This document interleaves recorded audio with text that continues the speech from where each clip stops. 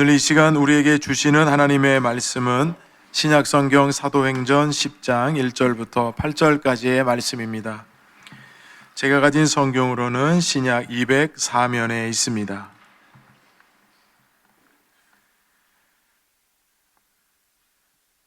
제가 읽고 마지막 절은 함께 읽겠습니다. 가이사랴에 고넬료라 하는 사람이 있으니 이달리아 부데라 하는 군대의 백부장이라. 그가 경건하여 온 집안과 더불어 하나님을 경외하며 백성을 많이 구제하고 하나님께 항상 기도하더니 하루는 제9시쯤 되어 환상 중에 밝기 봄에 하나님의 사자가 들어와 이르되 고넬료야 하니 고넬료가 주목하여 보고 두려워 이르되 주여 무슨 일이니이까? 천사가 이르되 내 기도와 구제가 하나님 앞에 상달되어 기억하신 바가 되었으니 내가 지금 사람들을 요바에 보내어 베드로라 하는 시몬을 청하라. 그는 무두장이 시몬의 집에 유숙하니 그 집은 해변에 있다 하더라. 마침 말하던 천사가 떠나매 고넬료가 집안 하인 둘과 부하 가운데 경건한 사람 하나를 불러 함께 읽습니다. 이 일을 다 이루고 요바로 보내니라. 아멘. 복되고 거룩한 주일 3부 예배 나오신 여러분 모두에게 하나님의 은혜와 축복이 함께 하시기를 간절히 바랍니다. 우리 앞뒤자 보시면서 반갑게 인사 나누시겠습니다. 주님의 은혜가 함께 하시기 바랍니다.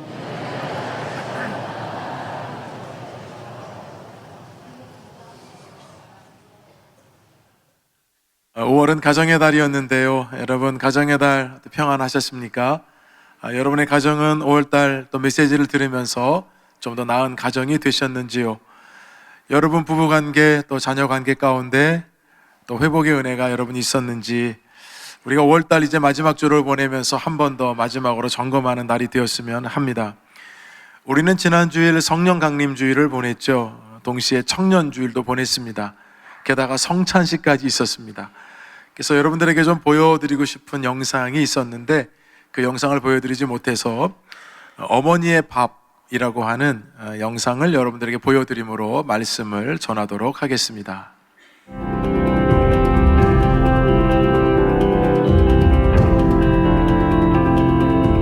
우린 꿈을 향해 달려가는 청춘들에게 특별한 선물을 하기로 했습니다. 첫걸로 이렇게 식사를 자기소개하고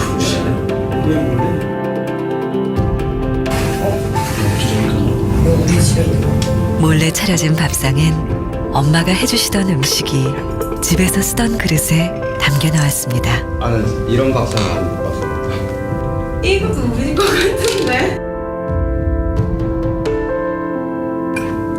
진짜 왕. 이거 내 건데? 이겼어요? 먼저 놔둬볼게.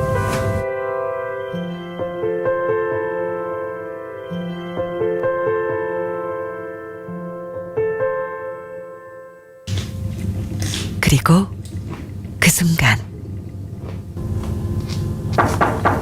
네? 예, 들어오세요.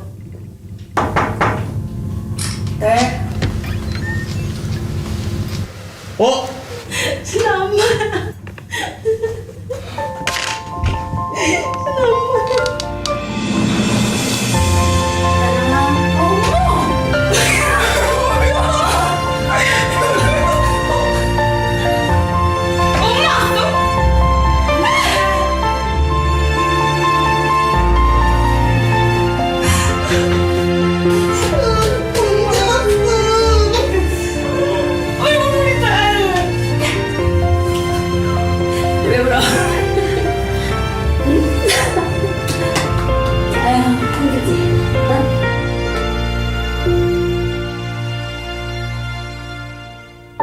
이 낯선 곳에 우리 아들은 처음에 와서 어떻게 다녔을까 그런 생각이 들어요. 그거 하나만으로도 그냥 저는 대단하다고 생각해요.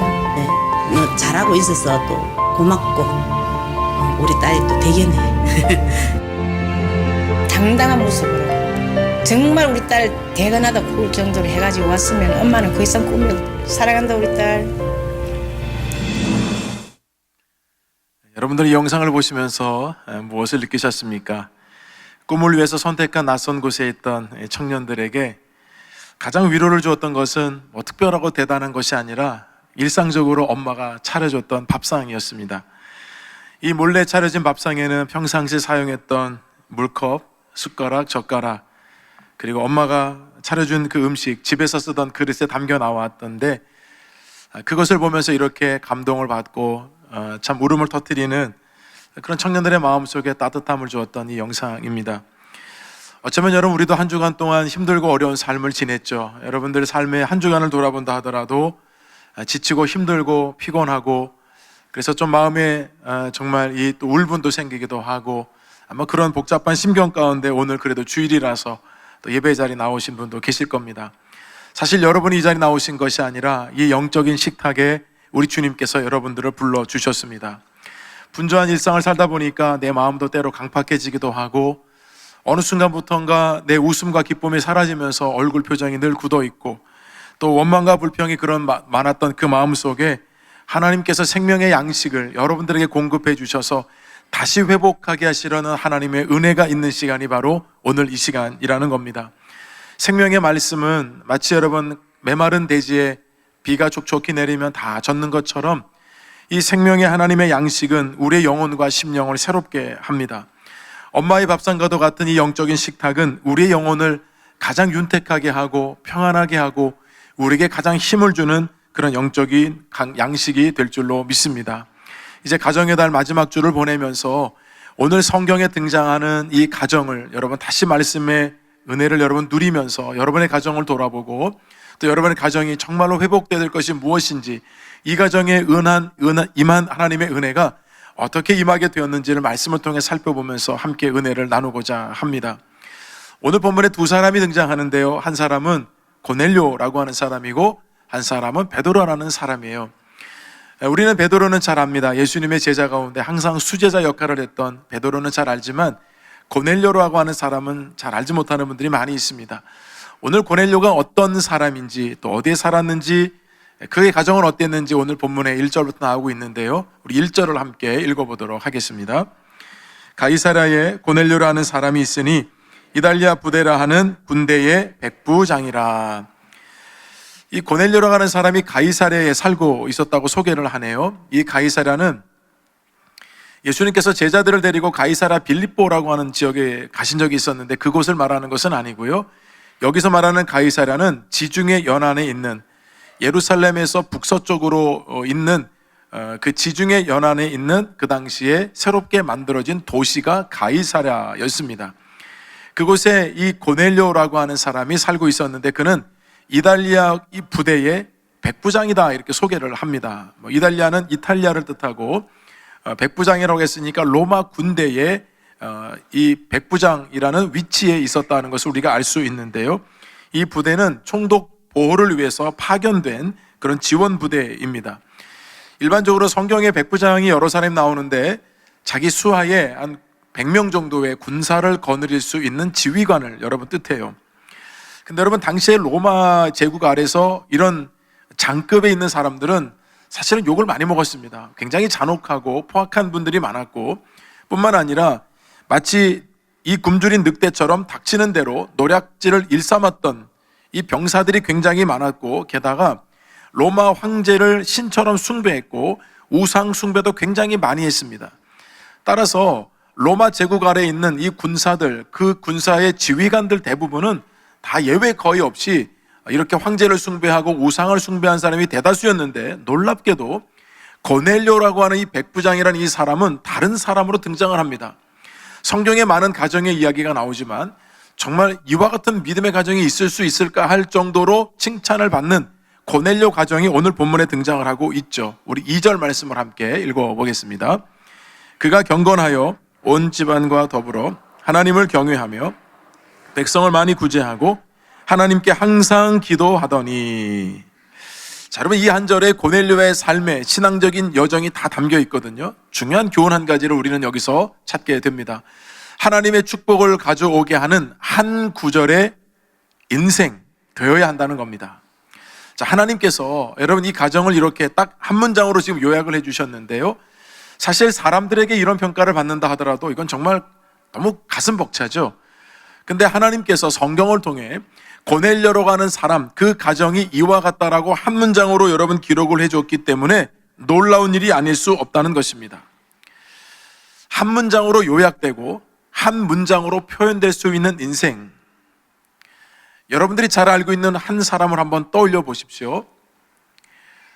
여러분하고 친하고 여러분하고 신앙생활을 같이 했던 사람 중에 어떤 한 분 있다고 할 때 그 분에 대해서 어떤 분이 여러분에게 그분은 어떤 분이냐고 물었을 경우에 여러분은 어떻게 답을 하시겠습니까? 그분에 대해서 여러분들이 1분, 2분, 3분 동안에 여러분 장황하게 설명하시겠습니까? 아니면 짧은 한 문장으로 소개를 하시겠습니까? 고넬료라고 하는 사람은 한 문장으로 하나님이 설명했기 때문에 충분하죠. 마찬가지 여러분들하고 관계된 사람을 누가 묻는다면 여러분들은 길게 설명하지 않고 한 문장으로 설명할 겁니다. 그분 진실한 분이죠. 그분이요 속이 참 깊은 분이죠. 그분 거짓말 안 해요. 그분 존경할 만한 분이죠. 그분 진짜 신앙인이에요. 반대로도 말할 수 있습니다. 그분 믿을만 하지는 못해요. 그분 겉과 속이 좀 다른 것 같아요. 그분 예전하고 지금은 달라요. 그분 본받을 건 별로 없는 것 같아요. 전자가 됐든 후자가 됐든 어떤 평가든 여러분 우리가 받는다고 한다면 그것은 우리들의 삶의 궤적과 무관하지는 않을 겁니다. 삶의 모든 궤적 가운데 그 한 사람의 인생이 다른 사람으로부터 요약이 되는데요. 여러분 하나님께서 우리를 보실 때는 어떻게 우리 인생을 한 문장으로 말씀을 하실까요? 분명히 우리는 하나님의 은혜 안에 머물고 있고 하나님의 사람으로 이 땅을 살아가고 있는데 하나님께서 우리의 인생을 표현할 때 여러분 한 문장으로 표현한다면 여러분들이 그 문장을 어떻게 기대하고 있습니까? 하나님께서 우리 삶을 한 문장으로 표현할 때 혹시 여러분 마음에 두려움이 생기거나 그렇다고 한다면 여러분 반드시 우리 삶의 인생을 되돌아보라는 하나님의 사인입니다. 그런 차원에서 고넬료라고 하는 사람은 굉장히 행복한 사람이에요. 왜냐하면 하나님이 보실 때 그는 경건하고 온 집안이 하나님을 경외하고 그리고 구제하고 항상 기도했다라고 표현하고 있기 때문입니다. 정말 이보다 더 큰 칭찬이 있을까 할 정도로 하나님 앞에서 가장 복된 사람이고 정말 우리가 롤 모델로 삼을 만한 가정이기 때문에 그렇습니다. 메시지 성경에서는 이렇게 번역을 했는데 제가 한번 읽어봐 드릴게요. 그는 자기 집안 사람들 모두가 하나님 앞에서 예배하며 살도록 이끌었다. 뿐만 아니라 늘 어려운 사람을 도와주었고 기도가 몸에 배어 있었다. 고넬료라고 하는 한 사람이 자기만 이렇게 신앙생활한 것이 아니라 자기 가족들 모두가 다 예배하는 자리에 올 수 있도록 예배할 수 있도록 모든 가정을 이끌었다는 것입니다. 여러분 고넬료는 유대인이 아니고 이방인입니다. 아시겠지만 유대인은 이방인을 사람 취급도 하지 않았는데 유대인만 하나님을 이렇게 잘 섬긴 것이 아니라 오히려 유대인들보다 더 이방인인데도 하나님을 잘 섬기는 믿음의 가정이 있다는 겁니다. 여러분 이것은 그 당시에는 결코 쉬운 일이 아닙니다. 여러분 우리가 경험상 이 내용은 우리가 충분히 더 깊이 이해할 수 있는데요. 오늘 예배 참석한 여러분 가운데는 부부가 예배를 참석한 분도 계시고 홀로 참석한 분도 계실 겁니다. 여러분 이런 생각을 한번 해보시죠. 아내된 입장에서 여러분 생각해 본다면 남편이 직분도 가지고 있고 교회 생활도 같이 합니다. 그런데 남편의 신앙과 믿음이 자라지 않는 거예요. 교회는 나오는데 더 이상 뭐 다른 예배도 나오는 것도 아니고 더 헌신하는 것도 아니고 봉사하는 것도 아니고 또 물질적으로나 시간적으로 더 하나님께 좀 드리면 좋겠는데 그렇게 하지 않는 모습을 볼 때 아내 입장에서는 되게 안타까움이 크죠. 반대도 여러분 있을 수 있잖아요. 남편이 신앙생활을 열심히 하는데 아내하고 좀 같이 열심히 하고 싶은데 아내가 잘 따라주질 않는 거죠. 아내도 좀 가서 뭐 찬양대를 하든 여러 교사를 하든 봉사를 좀 하면서 좀 교회 깊숙이 들어오면 좋겠는데 아내는 또 열심히 하지 않으면 또 남편의 마음은 힘들죠. 여러분 거기다가 자녀들의 신앙까지 여러분 점검해 본다고 한다면 이게 여러분 한 가정이 믿음 안에서 하나 되어서 하나님을 잘 섬긴다는 것이 결코 쉬운 일이 아닐 텐데 오늘날도 그런데 하물며 이방인이었던 고넬료가 그 가정이 이와 같이 여러분 믿음을 가지고 살아서 하나님께 이런 평가를 받는다고 한다면 이 자체가 너무나도 놀랍다는 것입니다. 자, 여러분 이 가정은 이렇게 하나님 보실 때 참 좋은 믿음의 가정으로 평가를 받고 있는데요. 우리는 이 말씀을 읽으면 이런 질문이 당연히 나오죠. 아니 고넬료라는 사람이 어떻게 이렇게 믿음을 가지고 이런 가정을 세우게 됐을까? 오늘 성경 말씀에 여러분 읽어봐도 아무리 봐도 그런 자세한 내용은 나오지 않습니다. 어떻게 복음을 받아들였고 어떻게 믿음의 가정을 세웠는지 여러분 나오지 않지만, 그래서 많은 학자들이 연구를 하죠.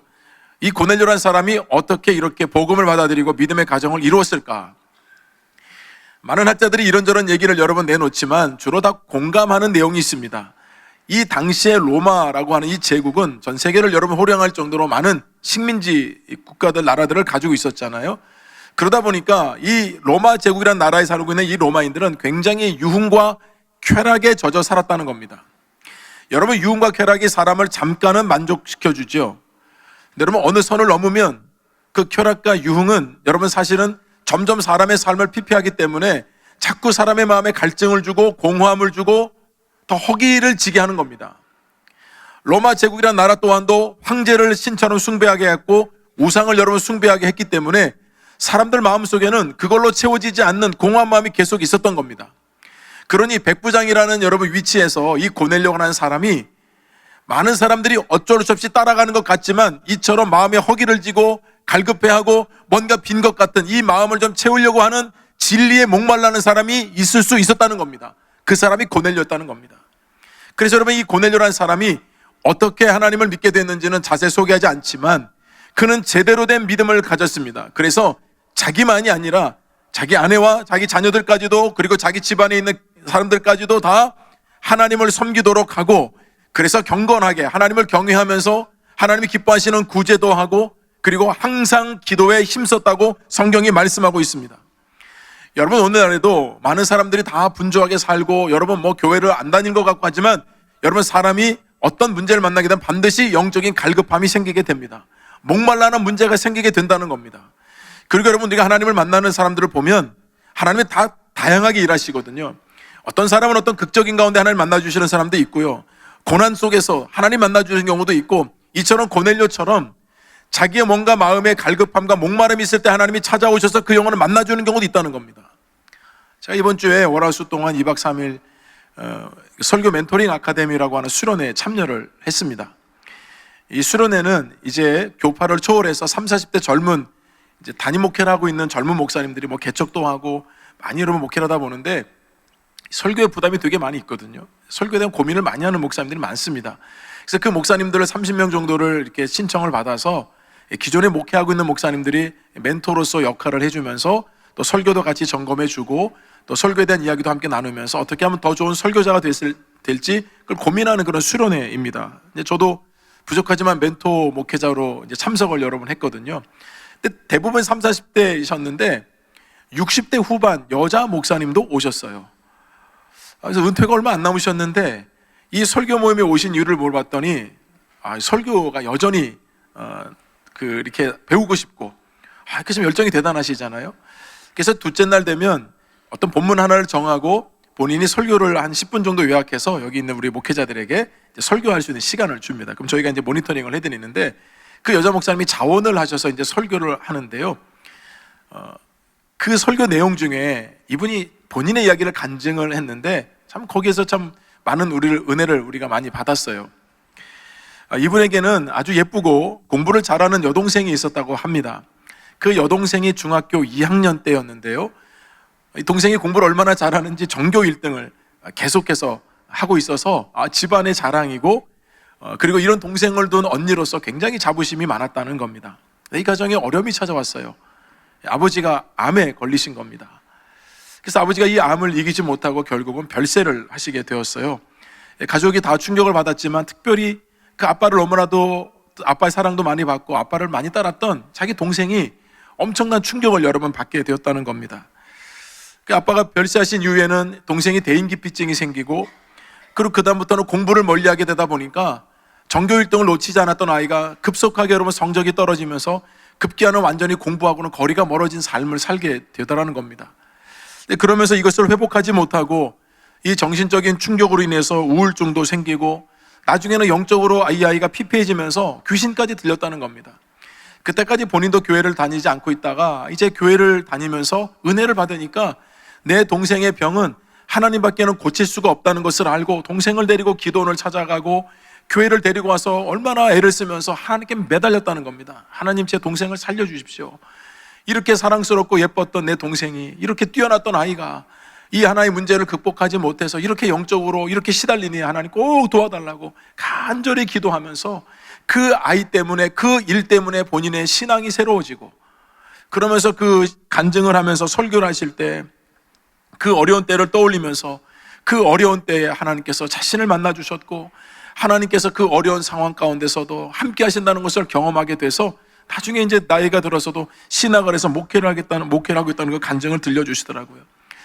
아마도 여러분 고넬료라는 이 한 사람도 삶 속에서 채워지지 않는 그 공허함, 진리에 대한 그 목마름, 세상의 그 어떤 것으로도 만족할 수 없는 내 영혼의 이 빈 공터와 같은 이 마음을 하나님으로부터만 채울 수 있다는 것을 알고 하나님을 만나고 보니까 여러분 그 하나님의 은혜 안에 머문다는 것이 얼마나 기쁘고 감사한지, 그래서 하나님을 온전히 섬기면서 나는 이방인이지만 그리고 성경적인 내용 율법을 잘 알지 못해도 하나님을 경외하면서 온 집안이 다 하나님을 믿게 하고 하나님이 무엇을 기뻐하시나 살피면서 많은 연약한 사람들을 구제하고 돕는 일을 아깝게 여기지 아니하고, 뿐만 아니라 유대인들이 정한 시간에 하나님께 기도했으니 나도 그렇게 기도하겠다는 마음을 가지고 기도하는 시간을 여러분 가졌기 때문에 하나님께서 고넬료를 보실 때는 딱 한 문장으로 이렇게 요약이 되더라는 겁니다.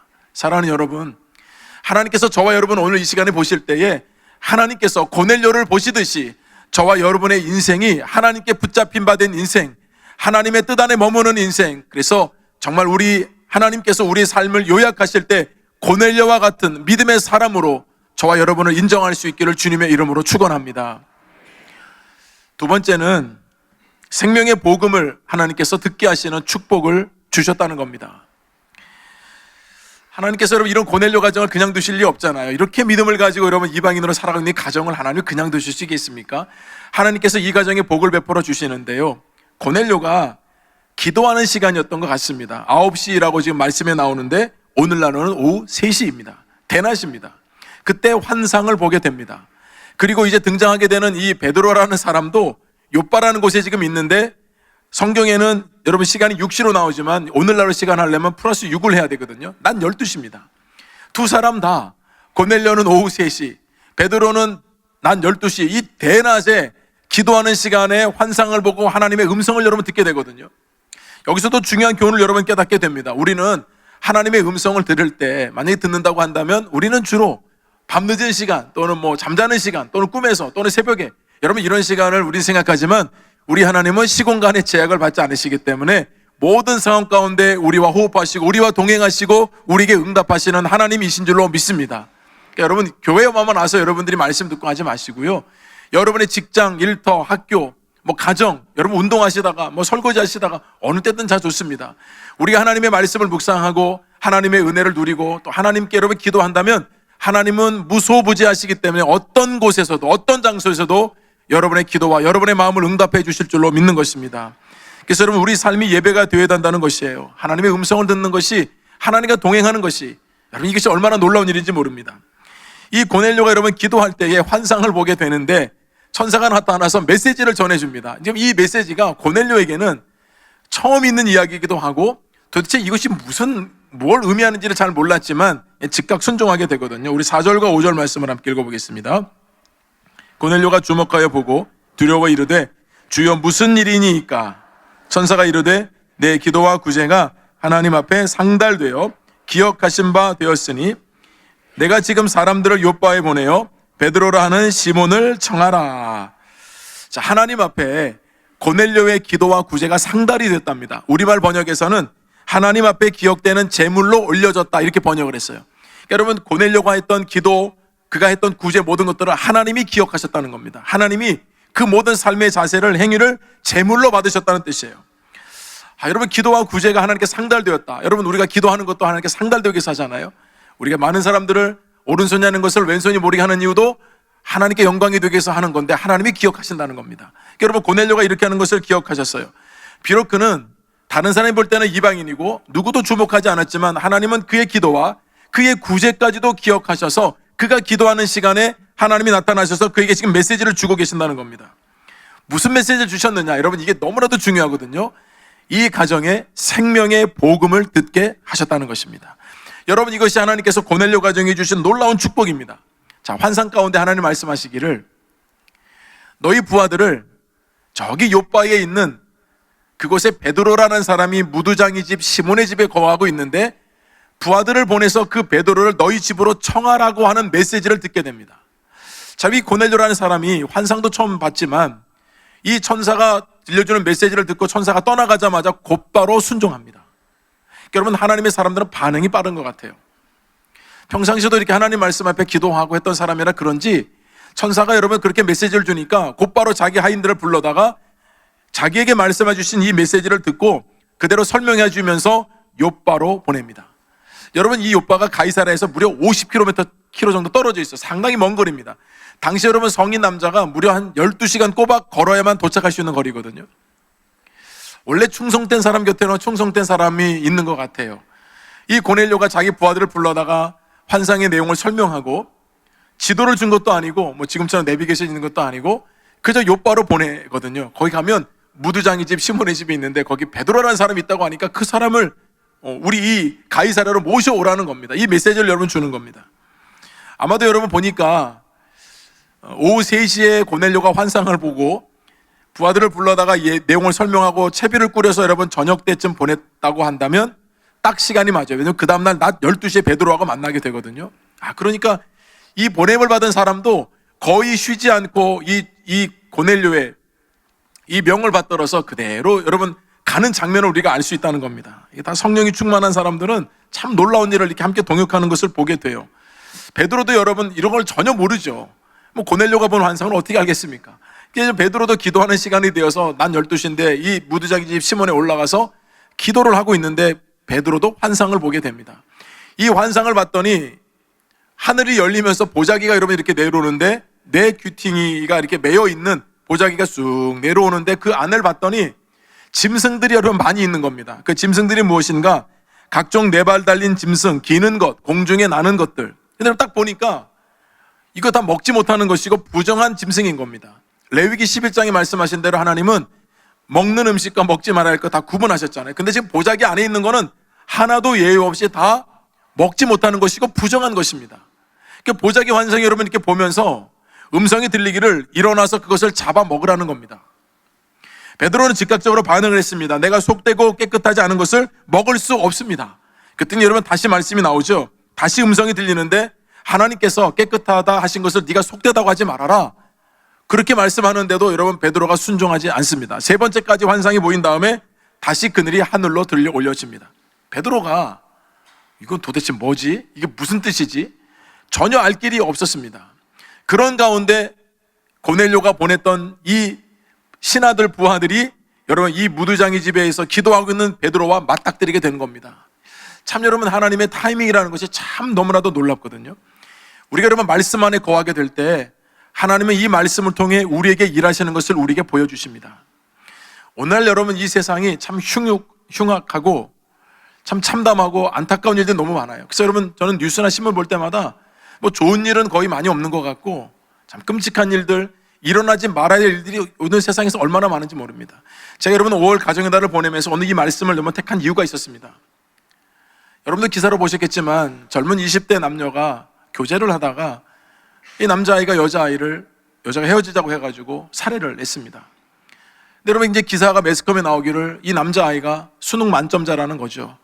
그리고 유명한 명문대학의 의과대 의대생이었다는 것이 여러분 많이 매스컴에 회자가 됐습니다.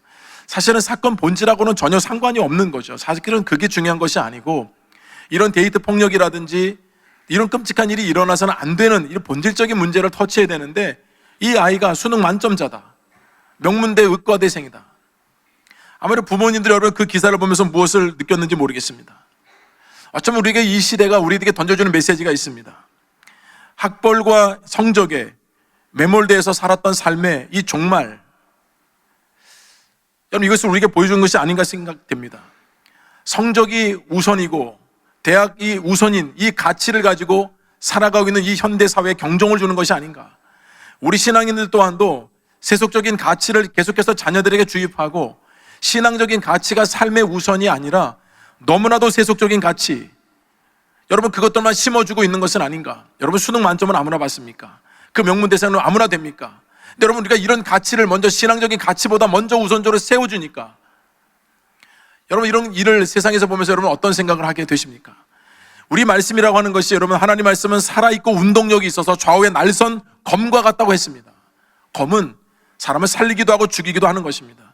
근데 하나님 말씀은 우리 영혼을 살리거든요. 새롭게 하거든요.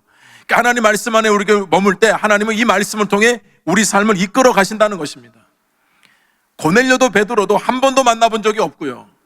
도대체 하나님은 이 일을 통해서 무슨 일을 하시려고 양쪽 사람들에게 이렇게 복잡하게 그냥 하나님 그냥 한 번에 하시지. 고넬료는 고넬료에게 여러분 환상을 보게 하시고 사람 또 보내고 베드로는 베드로대로 환상을 보게 하시고 만나서 여러분 다시 여러분 가이사라로 가게 하는 복잡한 일을 왜 하시냐는 겁니다. 여러분 아십니까? 하나님은 우리에게 말씀을 주실 때 아주 섬세하고 디테일하게 주시는 거예요. 하나님의 말씀에 순종하는 사람들은 그 말씀이 나의 삶에 어떻게 역사할지 모르지만 하나님께서 역사하시는 말씀의 능력을 경험하게 된다는 것입니다.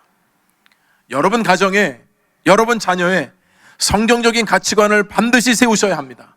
하나님의 말씀이 모든 삶의 기준이 되도록 여러분 가르치셔야만 오늘과 같은 이 시대 같은 이런 끔찍하고 비극적인 일들을 우리가 맞닥뜨리지 않을 수가 있다는 것입니다.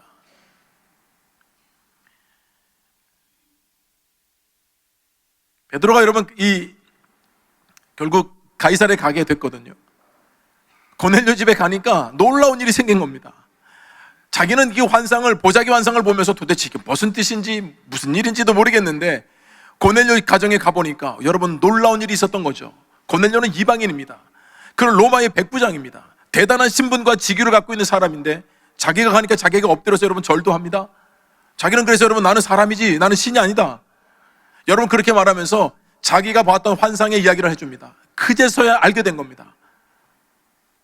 자기가 뼛속 깊이 유대인이라고 하는 선민의식을 가지고 있는 잘못된 신앙, 그리고 이방인이라서 무시하고 멸시하고 하나님께서 깨끗한 것이니까 괜찮다고 말씀하셔도 나는 이방이라고 상종하지 않겠다라고 하는 자기 스스로의 이 교만함, 여러분 이것들이 완전히 베드로가 고넬료 가정에 가면서 깨져지게 됩니다.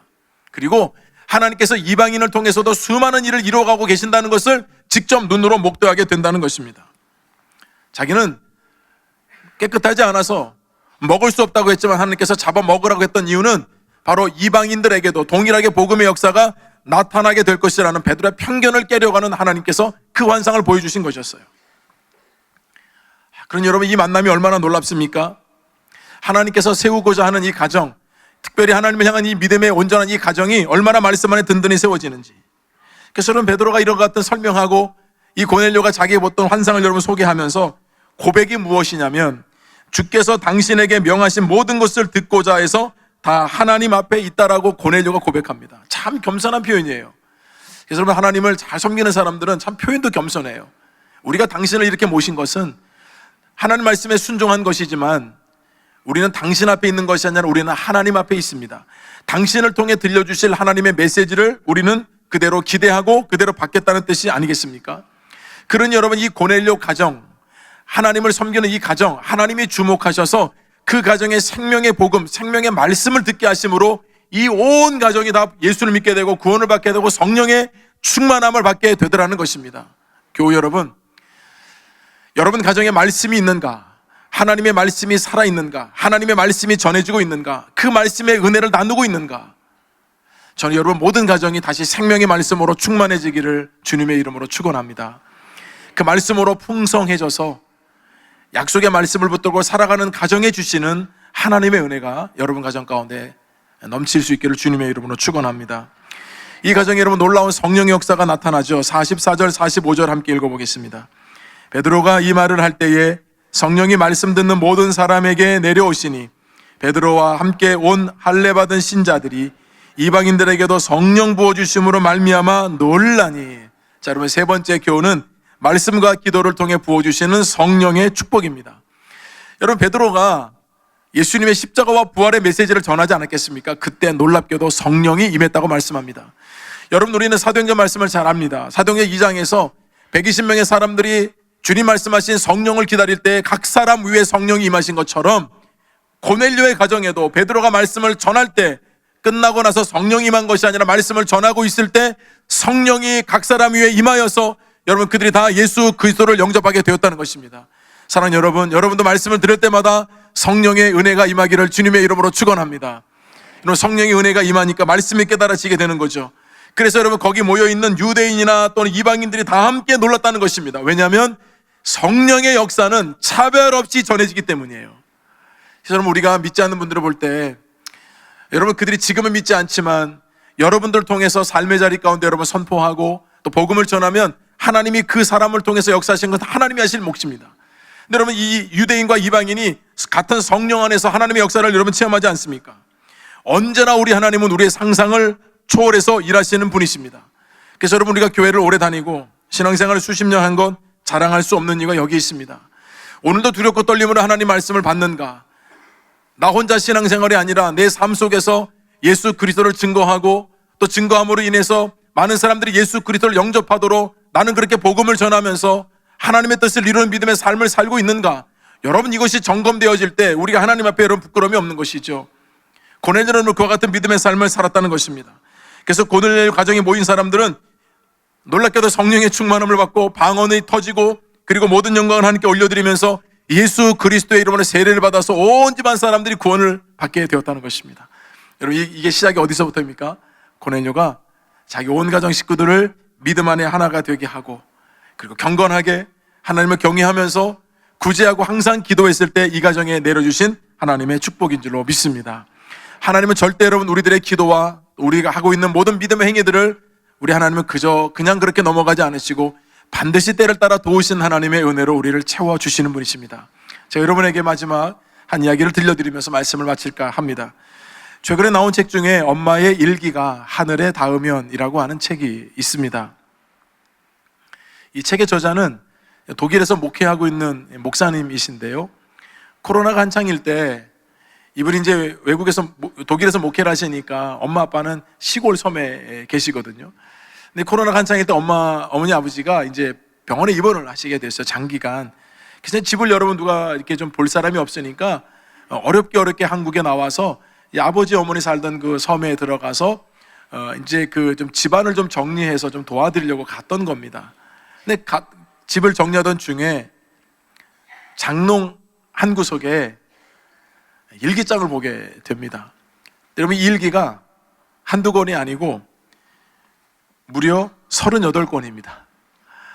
어머니가 30년 동안 1950일 동안 매일매일 하나님께 기도문으로 올려드렸던 그 일기가 38권에 기록되어 있는 겁니다. 다 낡아 빠지고 그리고 뭐 줄도 거의 이면지 같은 거에다가 어머니가 매일매일 그냥 고백처럼 쓴 건데요. 그 내용을 저 책에다가 다 이렇게 좀 담아놨거든요. 참 여러분 이 목사님이 어머니의 그 38권의 일기를 30년 동안의 스토리를 여러분 이제 읽으면서 이분이 이렇게 고백을 했어요. 신앙과 인생 그리고 교회에 대한 대전환이 내 속에서 일어나게 되었다.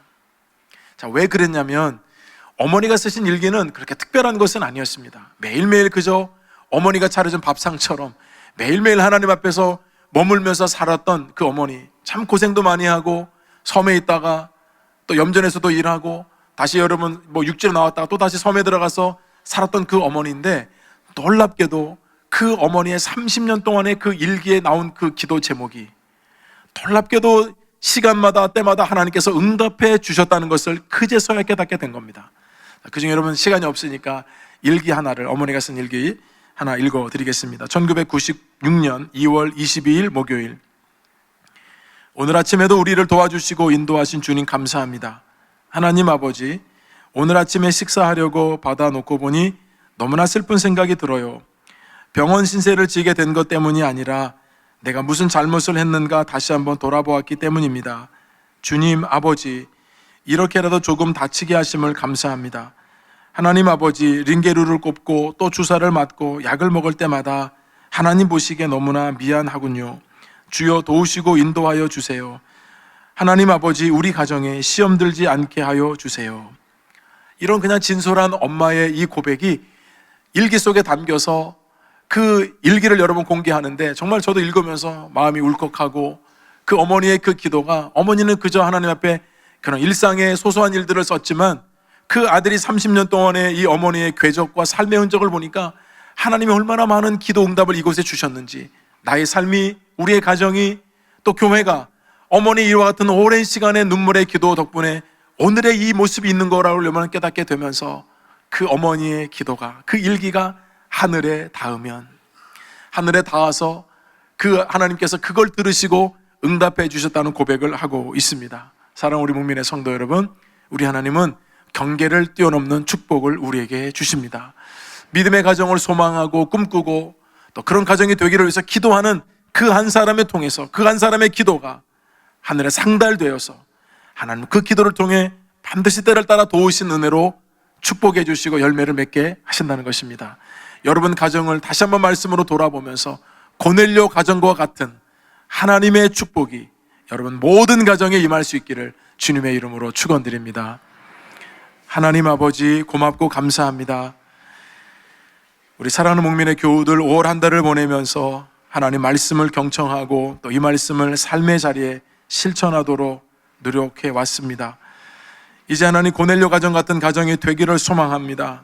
정말 하나님을 경외하고 경건하게 기도하면서 하나님이 원하시는 구제와 또 하나님 기뻐하시는 일들을 감당할 때 우리 하나님은 그것을 외면치 않으시고 그 가정에 복음을 다시 듣게 하시고 생명력을 불어넣으셔서 진정한 하나님의 가정이 되게 하신 것처럼 목민의 가정들도 그와 같은 복을 받게 하여 주옵소서. 예수님의 이름으로 기도드립니다. 아멘.